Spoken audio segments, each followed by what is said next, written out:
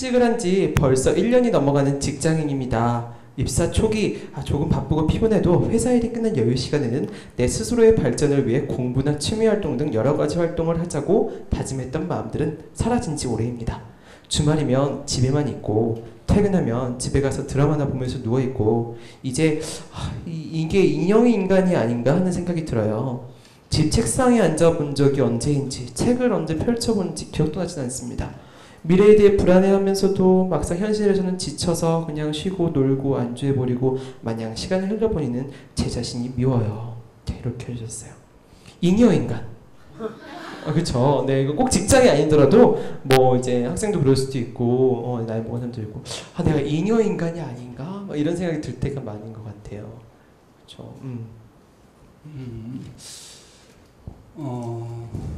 그래요.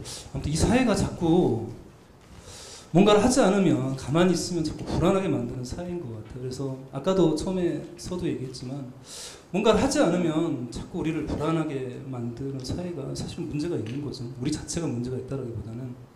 그래서 사실 시스템에 대한 문제들도 우리가 좀 생각해 봐야 될 것 같고요. 상담을 하다 보면 이 게으름의 문제를 가지고 있으신 분들 중에는 굉장히 불안하신 분들이 이제 많이 이제 있는데요. 불안하면요, 우리 특징 중에 하나가 뭐냐면 자꾸 뭔가를 하려고 해요. 불안하니까. 그러니까 엄마들 있잖아요. 엄마들 보면 굉장히 이렇게 쓸고 닦고 이렇게 하는 어머니들 있잖아요. 그런 어머니들 굉장히 사실은 불안하신 분들이에요. 그러니까 뭔가를 하지 않으면 불안하기 때문에 뭔가를 하고 있다는 것 자체만으로도 내가 안심이 되기 때문에 그냥 의미 없는 행동이라도 계속 하게 돼 있어요. 그러니까 자꾸 이렇게 불안한 내 모습을 이렇게 들여다보면 자꾸 아까 방향을 가지고 오늘의 삶이 오늘로서 어제 같은 삶이 반복되는 게 아니라 내일을 향해서 나아가는 삶이 돼야 되는데 게으른 사람들 보면 스스로는 그걸 게으르다고 느끼지 못하는데 위장된 게으름이 많아요. 위장된 게으름을 표현하는데 중요하지 않는 일에 자꾸 매달리는 거예요.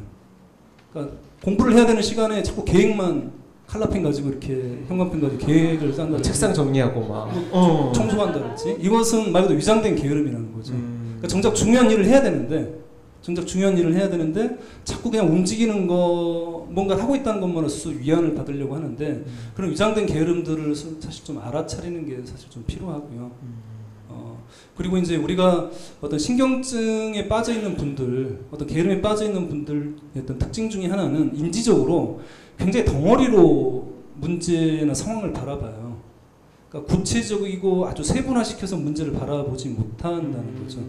내가 가지고 있는 문제는 굉장히 덩어리라고 지금 인식을 하고 있다는 거죠. 그래서 그걸 아주 자세히 들여다보라는 거죠. 그건 쪼갤 수 있어요.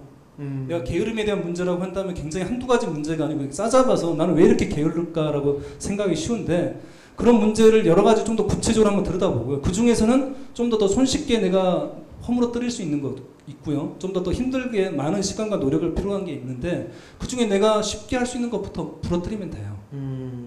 그래서 각기격파할 수 있는 게 굉장히 좀 중요하고 그러기 위해서는 굉장히 구체적으로 보고 자세히 보려고 하는 노력이 굉장히 좀 중요한.